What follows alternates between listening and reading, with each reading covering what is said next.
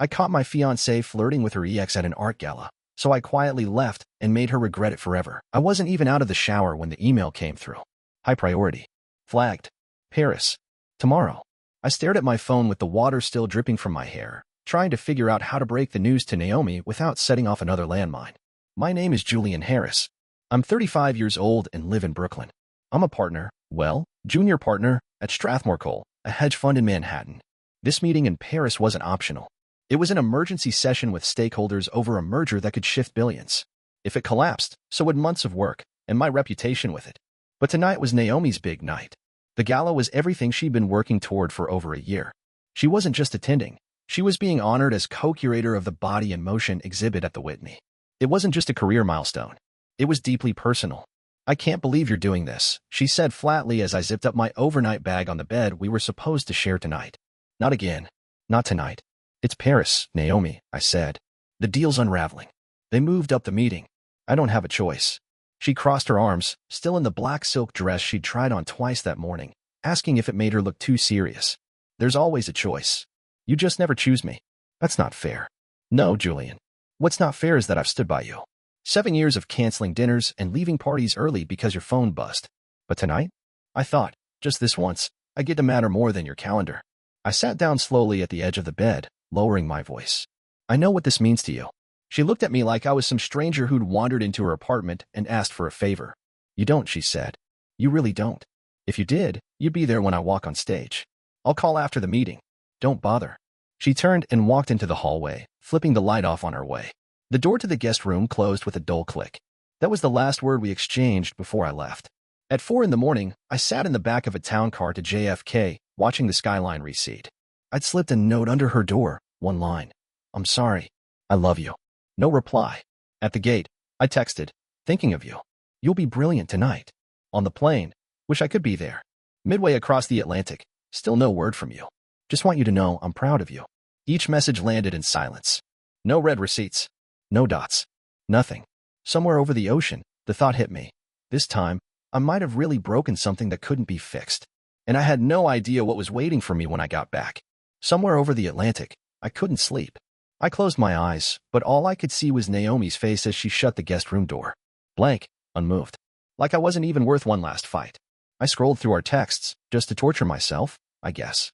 There were years of them. Dumb little jokes. Museum selfies. Grocery lists. The way she used to end every message with A, like punctuation. Now I was just a blue bubble shouting into the void. I stared at the see-back screen but couldn't even pretend to care about the movie. My mind kept looping back to the first few months after we met, when Naomi still didn't know if she'd ever trust another man again. Lionel. That name still made my stomach tense. He was the sculptor she lived with for 3 years. She'd shown me one of his pieces once, tucked in a storage unit in Bushwick. Cold, smooth marble with violent cracks. Like him, I guessed. According to Naomi, he'd slept with a student at his residency and then lied about it for 6 months. He'd broken her. When we met, she didn't fall in love easily. She asked 1,000 questions before she let me touch her. She had rules, boundaries, and an exit plan for everything. But I waited. I took my time. And little by little, she let me in. 7 years later, I was supposed to be the one she trusted. Back then, she would have been the first to forgive me for a missed dinner or a late night at the office. But tonight wasn't just any night. This was Sandra's thing too, the gala. Her oldest friend. The one who'd nearly gone mad when her own husband cheated and Naomi spent weeks nursing her back to life. I should have seen the warning signs when she cried while rehearsing her thank you speech. It wasn't just about the exhibit. It was about vindication. About surviving betrayal and coming out the other side. And I missed it. Still, I couldn't shake the voice in my head. My dad's voice, actually. Never let a woman guilt you for having ambition, he used to say. A real man earns his place in the world. Dad had built his entire life in insurance sales from nothing, and he wore that pride like armor. I used to think he was cold. Now, I wasn't so sure. Was it wrong to want both? A partner and a career? Why did it feel like I was being forced to choose?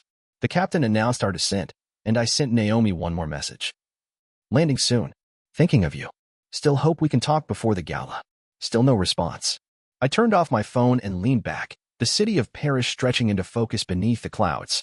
I told myself I wouldn't feel guilty. I told myself she'd understand eventually. But deep down, something was cracking. And I was starting to wonder if all the patience I'd banked over the years was finally running out. The driver met me at Charles de Gaulle with a sign that read Strathmore Cole. I slid into the back seat of a black Mercedes, heart pounding like I was heading into battle. I opened my email before the car even pulled away from the curb. There it was. Subject line: urgent, Paris meeting postponed. I blinked, rereading the message 3 times. The CEO's father had passed away overnight. All meetings rescheduled for next week. Apologies for the inconvenience. I slumped back against the leather seat, stunned. That was it? I just torched my relationship for nothing? The driver glanced in the rearview mirror. Everything all right, monsieur? Yeah, I muttered. Change of plans. I told him to take me back to the airport. There was a flight to JFK in 4 hours. If I moved quickly, I could make it back in time to catch the tail end of the gala. Maybe even the final speech. Maybe Naomi standing up there, beaming in that black silk dress. I imagined the look on her face when I walked in. Her surprise, her laugh, the way her eyes lit up when I caught her off guard. I could already see her softening, wrapping her arms around me in the hallway of the museum, whispering, "You came." That fantasy carried me through check-in, through customs, through a 6-hour flight fueled by bad coffee and adrenaline. I didn't sleep. I just kept rehearsing what I'd say when I saw her. By the time the cab dropped me off outside the museum, the street was lit up with spotlights and camera flashes. A string quartet played softly near the front steps. Inside, the gallery buzzed with expensive shoes and borrowed diamonds. Critics and donors moved through the crowd like royalty, champagne glasses clinking between compliments. I stepped in, breath tight in my chest, scanning the crowd for her. There she was, Naomi, holding a wine glass, her back turned toward me, laughing at something. I took a deep breath, smoothing the wrinkles on my blazer. I hadn't shaved. My shirt was creased from travel. But I didn't care. I was here. All I had to do was walk over, say her name, and everything would be okay. That's what I thought, right up until I saw who she was laughing with. And then I stopped walking.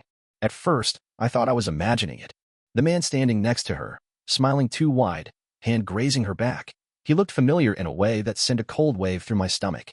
Then he leaned in, whispered something into Naomi's ear, and I saw her laugh. Really laugh. Head tilted, eyes soft, like the way she used to laugh with me before life got in the way. Lionel. The sculptor. The ex. The mistake she swore she'd never make again. I stood frozen in the middle of the gallery. The music faded into static. The air felt heavy.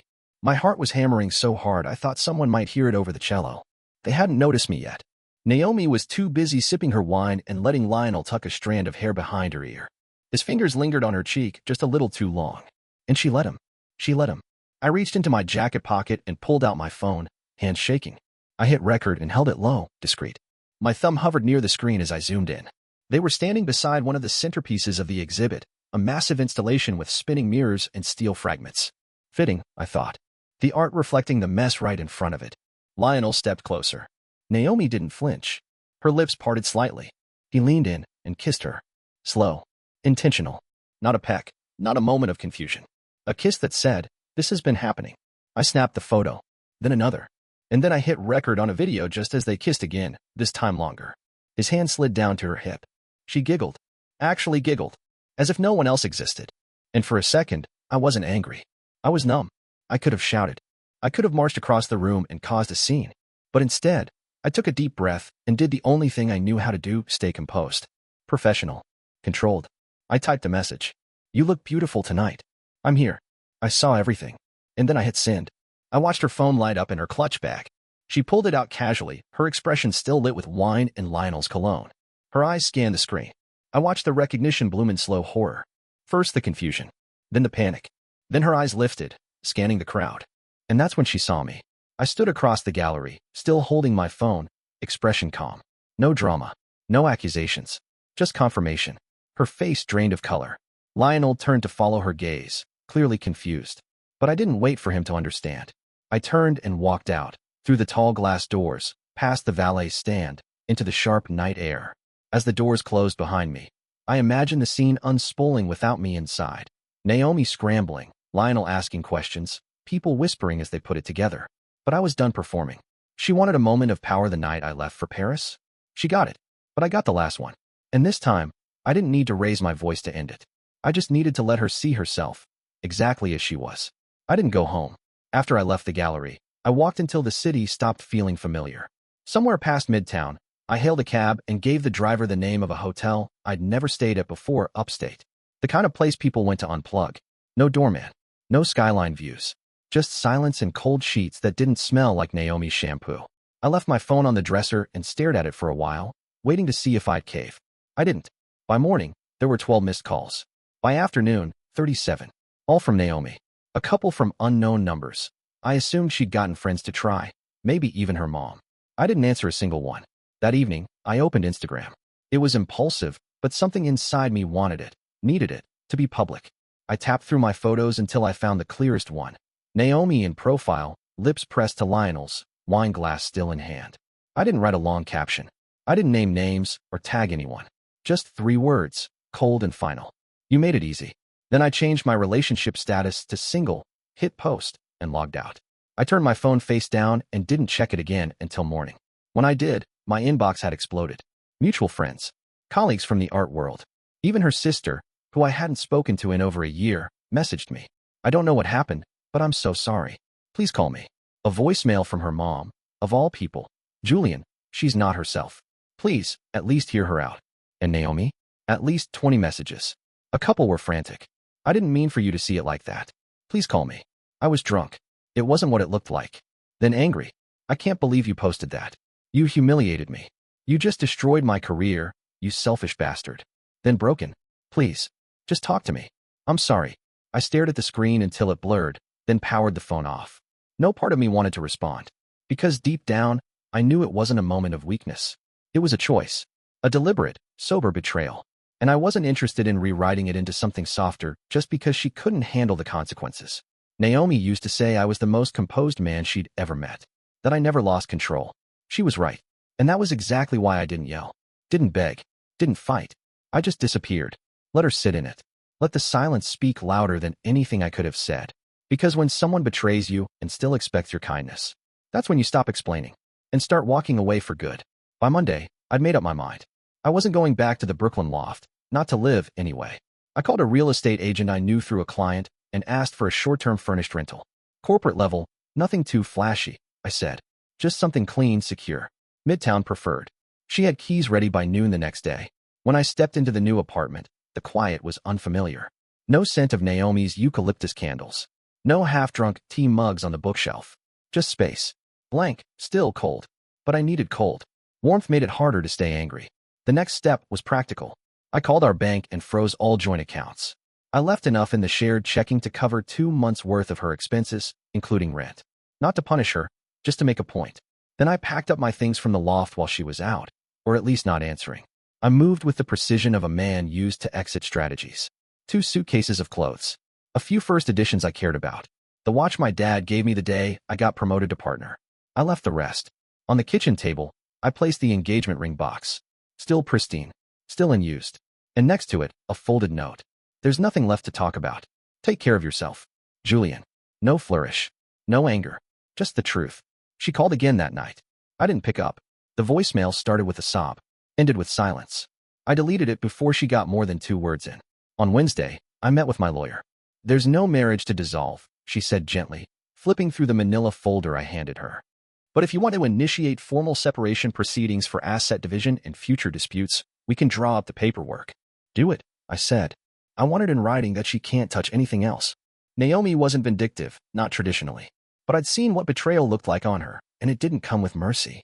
Later that week, I stood on the balcony of the new place, watching the city move without me. Horns, sirens, lights flickering in thousands of windows. Life went on. Even mine, apparently.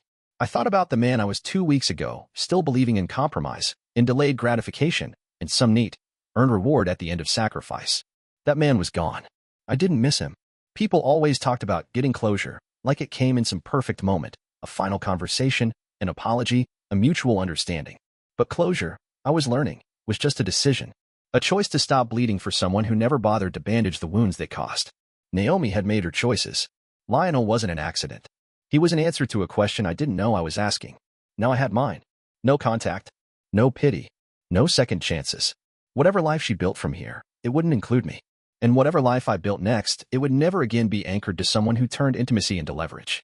She thought I'd come back eventually. She didn't understand, when I walk away, I walk all the way. And this time, there was no door left open behind me. The morning after the gala, Naomi woke up in a hotel room she barely remembered checking into.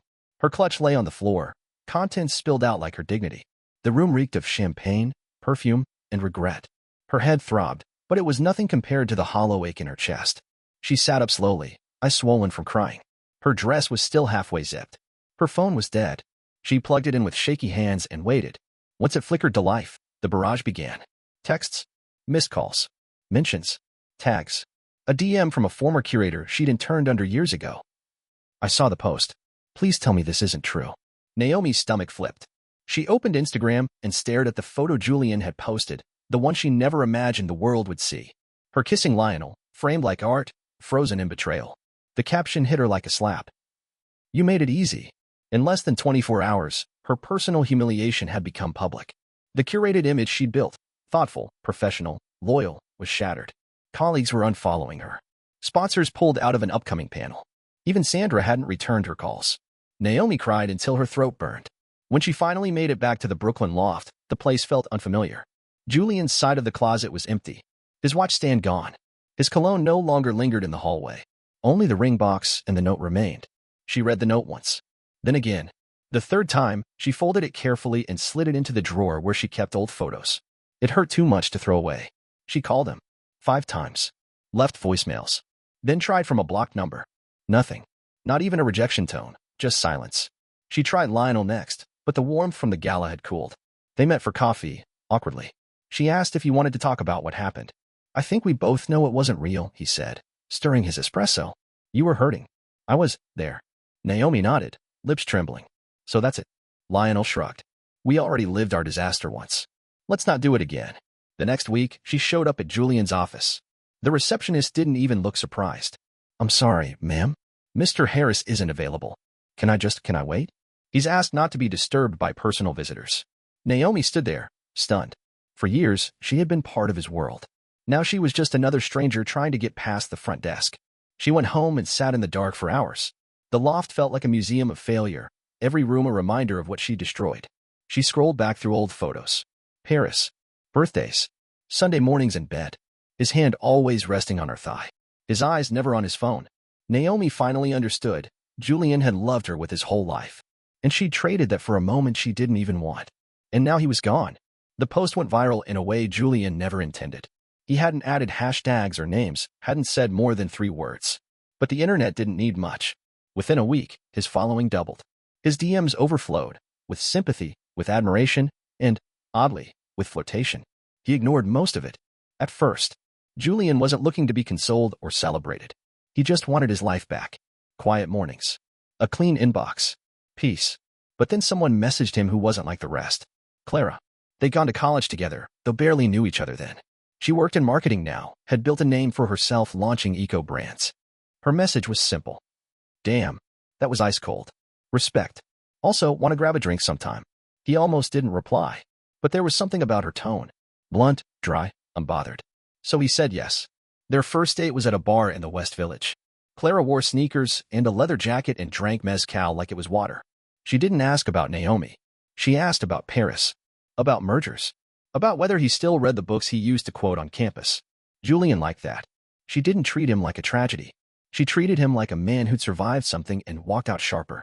Clara was 8 years younger, 31 to his 39, but it never felt that way. She had hustle. She had a plan. She made him laugh. And when she leaned in to kiss him goodnight, he didn't feel guilt. He felt awake. They started seeing each other regularly. Dinners turned into weekends. A trip upstate. A spontaneous weekend in Chicago, just because she had points and he needed fresh air. Naomi never came up. Julian had scrubbed her from his digital life and, slowly, from his real one.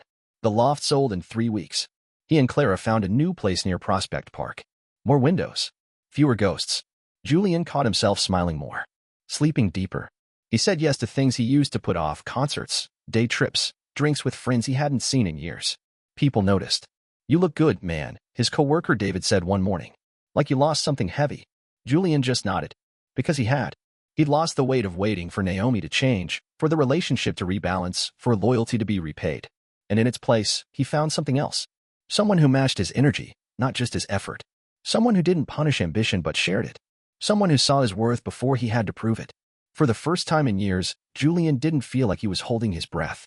He was starting over. And this time, he wasn't looking back. 5 years passed like pages turning in a book you almost didn't realize you were writing. Julian was now 44, married to Clara, and father to 2 daughters, Leona and Ivy. The loft they bought near Prospect Park had been replaced by something even better, the same Brooklyn brownstone he and Naomi once dreamed about, now fully renovated, filled with laughter and sticky toddler handprints. He had never been happier.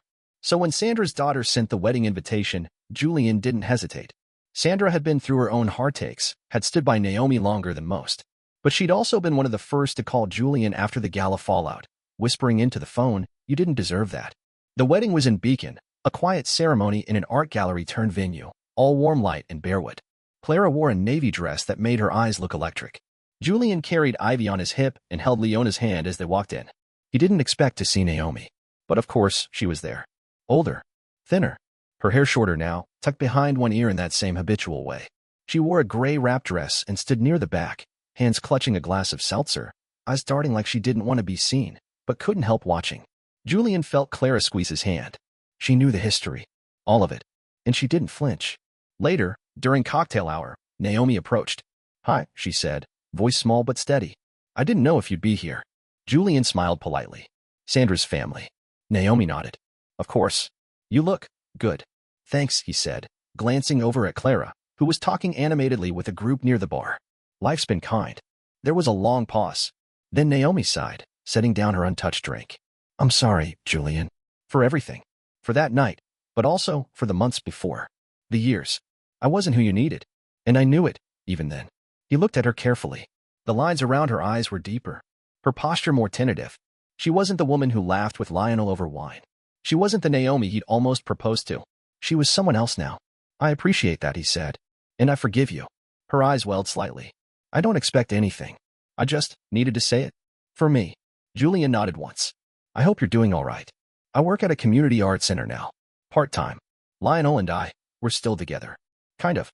It's quiet, most days." He didn't respond to that part.